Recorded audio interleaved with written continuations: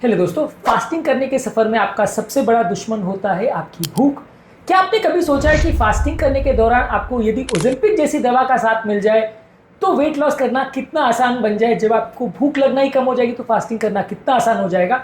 Intermittent fasting और Ozempic दोनों अपने आप में पावरफुल टूल्स हैं, लेकिन जब ये टूल्स एक साथ मिल जाते हैं तो इससे फायदा होता है या नुकसान, आज इस एस्पेक्ट को डिस्कस करेंगे। और क्या हर व्यक्ति को जिसको मोटापे का प्रॉब्लम है उसको फास्टिंग के साथ ओजेम्पिक का भी प्रयोग करना चाहिए, इस एस्पेक्ट को डिस्कस करेंगे। टॉपिक पर जाने से पहले जो लोग हमारे चैनल पर नए हैं उन्हें रिक्वेस्ट करूंगा कि चैनल को सब्सक्राइब करें, वीडियोस को लाइक करें। टॉपिक को इंटरेस्टिंग बनाने के लिए मिड पोर्शन में कुछ इंटरेस्टिंग बातें आपको बताऊंगा हमारे साइंटिफिक सेक्शन में, हमारे ट्रिविया सेक्शन में, जो कि आपको ज्ञान भी देंगे और हैरान भी करेंगे। और यदि आप टॉपिक के एंड तक मेरे साथ बने रहते हैं, जिसकी की उम्मीद करूंगा, तो आपको हमारे प्रैक्टिकल यूटिलिटी सेक्शन में कुछ ऐसी बातें बताऊंगा जो इस टॉपिक से मिली इन्फॉर्मेशन को रोजमर्रा की जिंदगी में यूटिलाइज करने में आपकी मदद करेगी। तो चलिए शुरू करते हैं मेरे साथ ये हेल्थ का सफर। 40 ईयर ओल्ड डायबिटिक पेशेंट मेरे पास आए थे। फास्टिंग करना उनके लिए मुश्किल हो रहा था, उनको रिजल्ट्स अच्छे नहीं मिल पा रहे थे। जब हम उनको 16 घंटे फास्टिंग का बोल रहे थे वो कैसे भी मैनेज नहीं कर पा रहे थे। हमने कुछ महीने उनको ओजेम्पिक पे रखा, यानी उनको हमने सेमाग्लूटाइड पे रखा, और उसके बाद उनका भूख कंट्रोल इंप्रूव हो गया। बाद में ओजेम्पिक बंद भी कर दी तो भी उनके रिजल्ट्स मेंटेन रहे। तो ये स्टोरी इलस्ट्रेट करती है कि हम ओजेम्पिक को कैसे यूज़ कर सकते हैं। इसी तरह से 35 ईयर ओल्ड एक नॉन डायबिटिक पेशेंट मेरे पास आए थे जो कि इंटरमिटेंट फास्टिंग कर रहे थे, लेकिन थोड़े टाइम के बाद एक प्लेटो आ गया था कि उनको वेट लॉस के रिजल्ट्स नहीं मिल पा रहे थे। उसको हमने ओजेम्पिक दिया, उनके रिजल्ट्स इंप्रूव हुए और बाद में वो अपने टारगेट्स को बेटर वे में अचीव कर पाए। तो ये कुछ एग्जांपल्स है मेरी क्लिनिक से जो इलस्ट्रेट करते हैं कि फास्टिंग के साथ ओजेम्पिक अगर मिल जाए तो सोने पे सुहागा हो सकता है। क्या आपको फास्टिंग करना चैलेंजिंग लगता है और आपको क्या लगता है कि भूख को कंट्रोल करने के लिए यदि ऐसा कोई नुस्खा आपको मिल जाए तो वो कितना उपयोगी होगा? कमेंट सेक्शन में लिखकर हमें जरूर बताएं। आते हैं हमारे मेन टॉपिक पे। ओजेम्पिक बेसिकली एक GLP-1 रिसेप्टर एगोनिस्ट होता है जो कि डायबिटीज के लिए सबसे पहले डिजाइन किया गया था। GLP-1 बेसिकली पेट पर और ब्रेन में होने वाला एक रिसेप्टर है जो कि हमारे पेट को खिंचा हुआ या भरा हुआ का एहसास कराता है, हमारी सैटिस्फैक्शन को एक्टिवेट करता है, यानी भूख को शांत करता है। ये दवा जो है US FDA अप्रूव्ड है डायबिटीज वाले पेशेंट्स के लिए भी, और वजन जो कम करना चाहते हैं उनके लिए भी। ये दवा हमारे बॉडी के इंसुलिन सिक्रेशन को कम करती है, हमारी भूख को कम करती है, खाने के पेट में जो एम्प्टी होने की प्रोसेस है उसको स्लो करती है और हमारी ओवरऑल भूख को कम करती है। जबकि इंटरमिटेंट फास्टिंग बेसिकली एक पद्धति है जहाँ पे हम फास्टिंग और फीडिंग की साइकिलिंग करते हैं। ये हमारी मेटाबॉलिक हेल्थ और इंसुलिन सेंसिटिविटी को इंप्रूव करता है। यहाँ पे हम 16 घंटे नहीं खाते हैं और 8 घंटे में ही 2 या 3 बार मैक्सिमम खाते हैं, यानी कम खाते हैं, और एक तरह का डाइटिंग स्ट्रैटेजी है जो वजन कम करने के लिए काफ़ी उपयोगी है। इंटरमिटेंट फास्टिंग में सबसे बड़ी प्रॉब्लम आती है कि आपकी भूख कई बार आपको परेशान करती है और आप 16-17 घंटे 18 घंटे भूखे नहीं रह पाते हो। हंगर और क्रेविंग करने में ओजेम्पिक आपकी मदद करती है, आपकी फीलिंग ऑफ हंगर को कम करती है।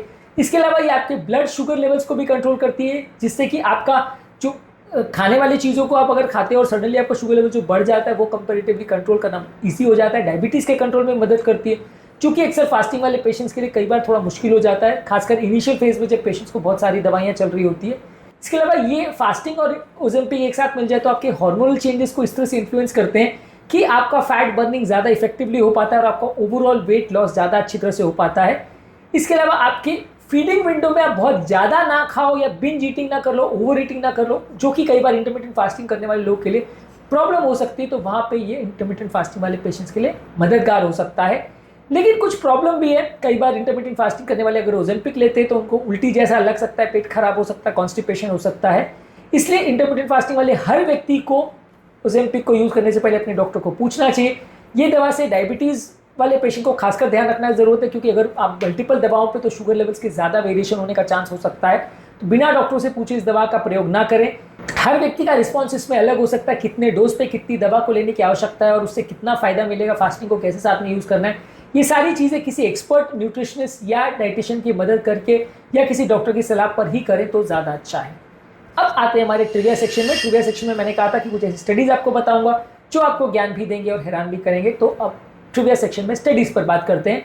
ओजेम्पिक बेसिकली GLP-1 रिसेप्टर पे एक्ट करता है, जो कि बेसिकली इंटेस्टाइनल हार्मोन है जो इंसुलिन सिक्रेशन बढ़ाता है और हमारी भूख को कम करता है। ये NEJM में 2017 में पब्लिश हुआ था। स्टेप ट्रायल में एक सीरीज ऑफ क्लिनिकल ट्रायल्स थी जिन्होंने शो किया कि लगभग 68 हफ्तों में, यानी लगभग 1.25 से 1.5 साल में 15% तक का वेट लॉस इससे देखा जा सकता है। इसी तरह से इंटरमिटेंट फास्टिंग के बारे में सेल मेटाबॉलिज्म में एक लैंडमार्क स्टडी पब्लिश हुई थी 2018 में, जिसने शो किया था कि इंटरमिटेंट फास्टिंग हमारी इंसुलिन सेंसिटिविटी को इंप्रूव कर सकता है, बॉडी के सूजन और इन्फ्लेमेशन को कम कर सकता है। अगर बहुत ज़्यादा कैलोरी ना भी रिस्ट्रिक्ट करो तो भी वो हमको फायदा कर सकता है।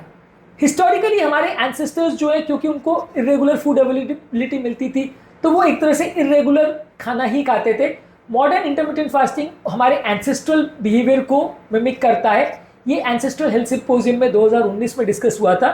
ओजेम्पिक आपके कार्डियोवैस्कुलर मार्कर्स को भी कम करता है और फास्टिंग भी आपके कार्डियोवैस्कुलर मार्कर्स को बेनिफिट करता है। तो सर्कुलेशन में एक आर्टिकल पब्लिश हुआ था, इससे आपको हार्ट पेशेंट्स में कुछ एडिशनल बेनिफिट्स देखने को मिल सकते हैं। ट्रिविया सेक्शन में बस इतना ही। अब आते हैं हमारे मेन टॉपिक पर।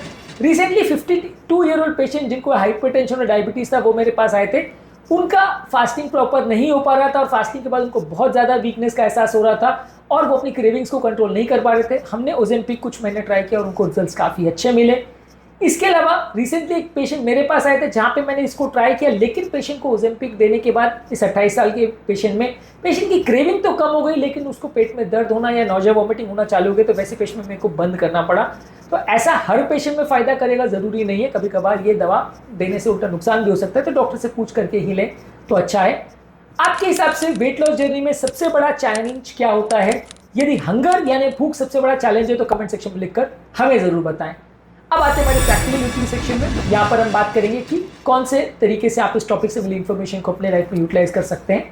यदि आप अपने भूख को कंट्रोल करने में दिक्कत आ रही है और आप फास्टिंग विंडोज को बढ़ाना चाहते हैं लेकिन बढ़ा नहीं पा रहे, तो कुछ महीने के लिए या लंबे समय तक आप इस दवा का प्रयोग कर सकते हैं। यदि आपको ब्लड शुगर का भी प्रॉब्लम है और आपको हाइपोग्लाइसीमिया का रिस्क हो रहा है बाकी दवाओं से, तो फास्टिंग के दौरान बाकी दवाओं के बदले आप इसका प्रयोग कर सकते हैं, लेकिन डॉक्टर से पूछ के।